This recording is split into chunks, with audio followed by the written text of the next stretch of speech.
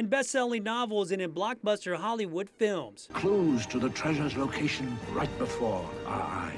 The unfinished pyramid, the all-seeing eye, are telling us something. Secret symbols, societies, and hidden codes draws big crowds to the box office and bookstores. One society today that's mentioned in storylines such as the Da Vinci Code, the Lost Symbol, and National Treasure, the Freemasons. But why?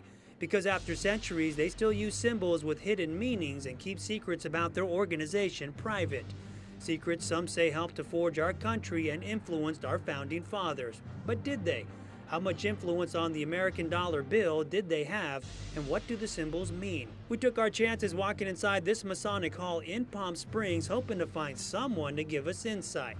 During an introduction meeting, we found Worshipful Master Cesar Rubio. Masonry is not a religion, it is a fraternity. That is not our department. They don't teach religion or worship a specific God, but accept that a supreme being exists. It's a fraternal organization for men with more than 5 million members worldwide. Their purpose is how an individual can contribute the maximum amount of potential to any organization. And to themselves through rituals and long-lasting traditions. In the beginning, Freemasonry originated out of necessity sometime in the late 16th to early 17th century. Some say as far back as ancient Babylon.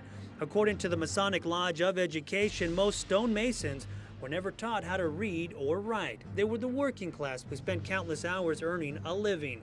Only the wealthy were educated, so they used symbols to mark their work and communicate with each other. Symbols still around today, seen in most corporate logos.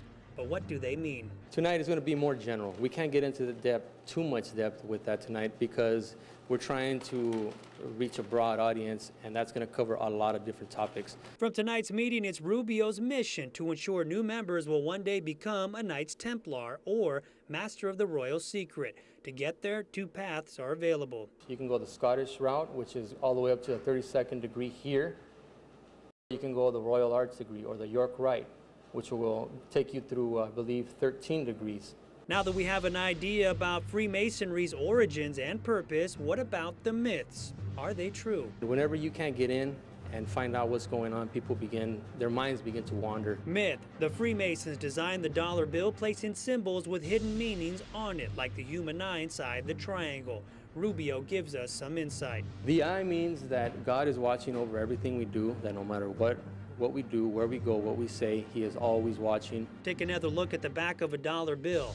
If you draw a Star of David around the pyramid, you'll notice one point matches up with the all-seeing eye. The other points match up with letters M-A-S-O-N.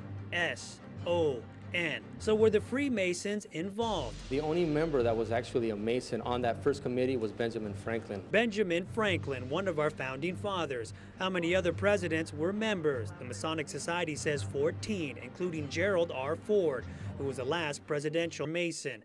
9 signers of the Declaration of Independence were Freemasons, including the man with the biggest signature, John Hancock. The clues of 10 generations.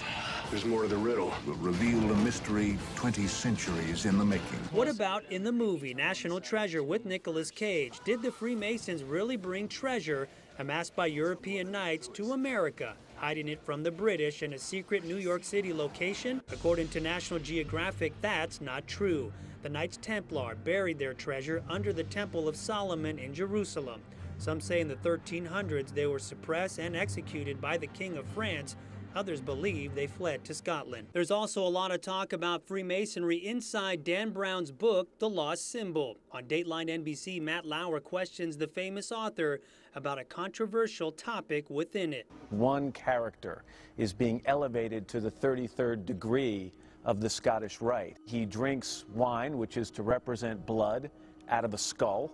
How much of that is fact and how much of that is fiction? This is a real ceremony. The ceremony is described accurately. The fiction comes in as to whether or not it still happens at this moment in history in this room. Inside the House of Temple in Washington, D.C., Arturo de Hoyos is on the Supreme Council of the Scottish Rite. He disagrees. We don't perform the 33rd degree in this building.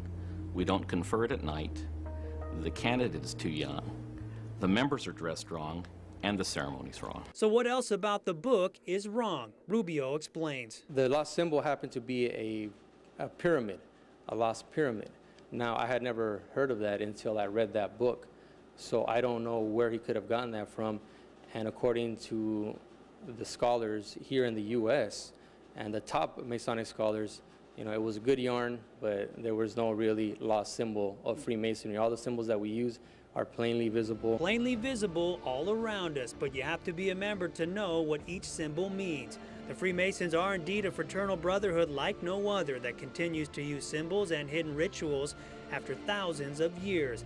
Their effort remains for the betterment of their brothers today and tomorrow. In Palm Springs, Anthony Alvarez, KMIR 6 News.